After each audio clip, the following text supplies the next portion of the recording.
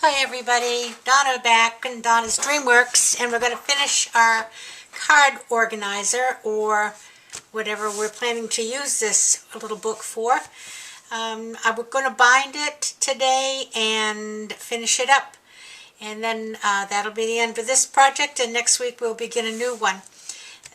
Before we bind the book, I wanted to show you, this was the plain piece of cardstock that we used. And you can use these very easily by just using some of your paper pads and putting on some designer paper.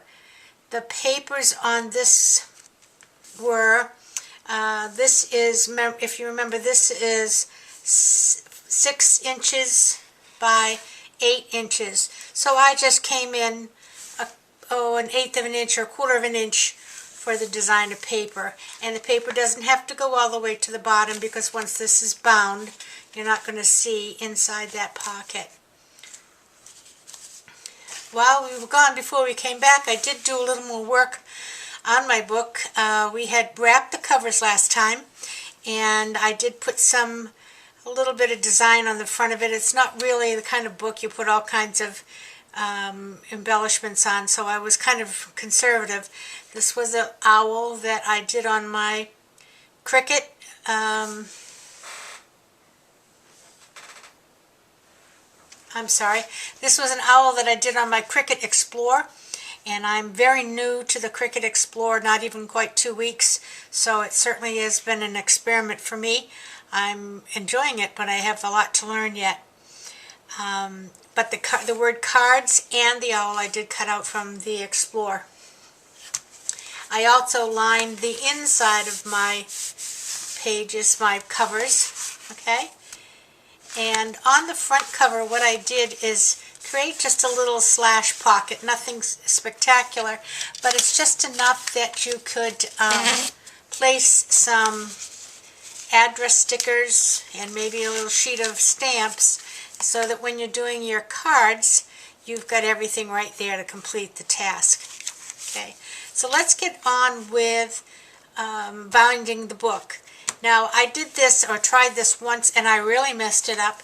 It had been a while since I'd used the Bind It All, so I had to make a new back cover, and I'm going to show you, and it's do as I say and not as I did, okay? I'm going to be using the Bind It All here. And I just glued this little foot thing back on here, so it's okay.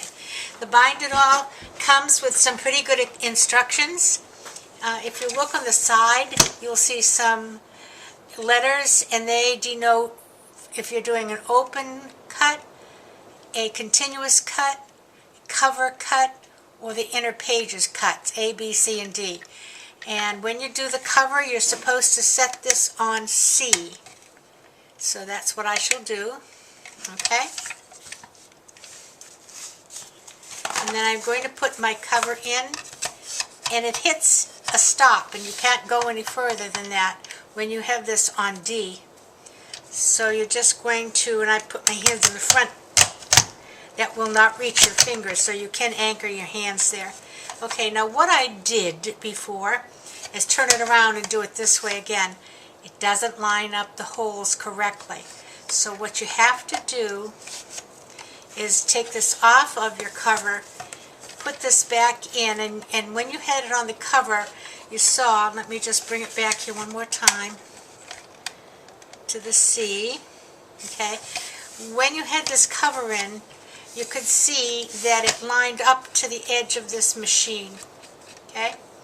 So what I'm going to do is to bring it over and line up the other edge with the edge of the cover. And there you go. And there's the two covers.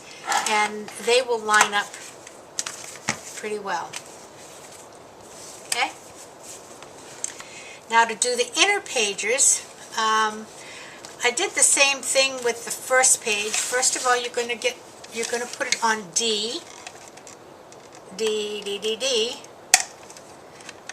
which is for inner pages, and I'm going to put the page in, and again it has a stop, okay, I did put some of the calendar sections on the pages already, and you can do this before you punch because it's not going to interfere with the holes. They don't reach the calendar. But do remember, especially on your plain ones, any papers that you're putting on or embellishments that you're putting on, you really want to do that before you put it into the Bind-It-All machine, so that, because otherwise you won't be able to get it in the machine. It'll be too thick. So I'm going to put this one in. I have it now on D, which is for inner pages. Okay, and now I'm going to remove that, and I'm going to go down to, I had to measure using this, and I had know where I want the top of my book on my machine for the other 6 holes. And so there you go with those holes. I'll do it one more time. I'm going to put the machine, you actually could do all the D's first before you fuddle up the machine. Okay, I'm there. I'm going down, I'm sliding it down to, I measured with the cover, and that's how I know where I want this to be.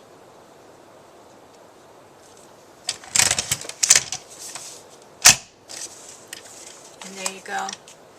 And I've done some of the other ones here already and put the pages together, and I haven't put all of the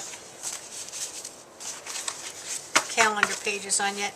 Now let's just make sure before we bind it that we have them in the right order. January, February, March, April, May, June, July, August, September. I haven't finished October, November, December, so we should be okay there. Alright, now we're going to bind it, and we need 2 pieces of wire that are 6 wide. So I just count 1, 2, 3, 4, 5, 6, and I will cut there. I have already cut them. And the Bind-It-All comes with a little wire cutter, so that you can, if you hear noise in the background, it's pouring right now. So it's hitting my awnings, it makes a noise. Okay, so when you bind a book with the Bind-It-All, you want to take your back cover, you want to bring it all the way around and on top of the top cover, front cover. And that is so that when the book is closed after the binding, the closure of the rings is in the back of the book and not in the front. So we're just going to start with these back pages. Sometimes it gets a little tricky putting these in when you have 2 separate ones, because when you manipulate the page to get one in, the other one falls out.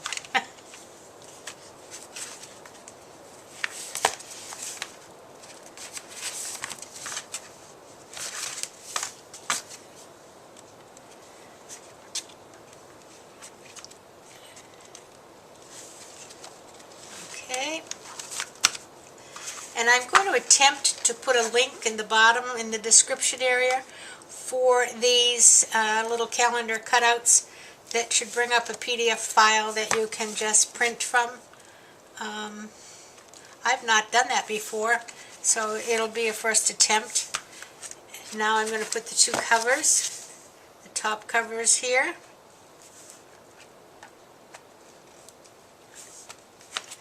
And then the bottom cover on top. Okay, now I'm going to take a little bit of a quick peek this way. I'm going to just move these around so they don't fall out, and look to see if it looks like these are going through all the pages. Sometimes, especially when they're folded, you miss a section, but that looks as if it is going through there nicely. Okay, now we're going to bind it. The other part of this machine is this section right here. I think I'm in frame. And that's adjustable according to what size rings you're using. These are 3/4 rings, 3/4 inch rings. There's a little tab in here that says 3/4. You measure down in here to see if it fits nicely, okay? It is also written down there on the machine, 3/4, if you don't use the tabs. Okay, now I'm going to put these in, and I want to get them centered nicely.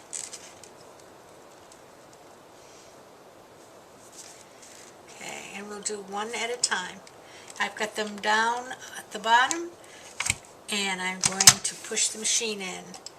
Okay, we'll move up to the other one, down at the bottom, and I'll push the machine in. Now, hopefully, we're going to get it correctly this time. And it takes a little finagling the first time you close it to get everything in the right place. There you go.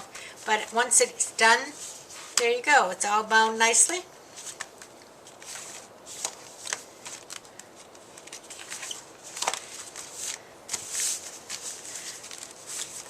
There you go. September. We'll just put in these last couple. And I'm just using some quick dry glue for these little cards. And the reason I did some was to show you that you actually could do them before, because they go just inside the rings and they don't, oh, I missed that one in a hurry. They don't interfere with the rings if you want to put them on ahead of time. November. You know, somebody mentioned the other day another use for this book, because what you have actually is a book of 12 pockets, and you can use them for something that is done by month, as the calendar, as the cards are. One of my friends is a teacher and said this is an excellent little, I would say, like planner book, in that if you think of projects you want for your classroom, maybe for the seasonal, she's a grammar school teacher, so with the younger kids, and what she does is when she thinks of something or sees something in a magazine or has an idea. Okay guys, I'm going to finish up now after I was rudely interrupted by a dead battery. Having a little trouble with my flip camera batteries, not seeming to hold a charge. I did complete putting the calendars in this book, and the little story I was telling you was about a teacher friend of mine who thought this might be a good holder for future classroom projects, teacher classroom projects, such as pictures of food, die cuts of food for maybe a food pyramid, or it could be letters, numbers, seasonal things. If you find something in a magazine that sounds like it would be fun to make later, but it's not until a Christmas thing, you could put it in, well, say October or November, so that would be when you'd start it. Same with the spring things and so on and so forth. So there's a lot of things you can do with this little holder, not just put cards in it. The one I've made is a card book. Again, the little pocket here for the address labels and the stamps, and you can actually put your pen on the outside in the rings. So with your cards in here, the stamps, the address labels, and the pen, you're all set. So that's my project for this week. Next week, we're going to work with signs. This is the sign I have. I got this sign at Big Lots in the garden section.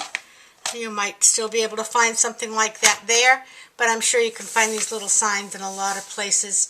It won't look like this when we're finished, but we'll see you next week and we'll have fun with signs. Thanks for stopping by, and I'm sorry for the interruption. I hope the battery lasts the whole time next time. Thank you. Bye-bye. Play nice.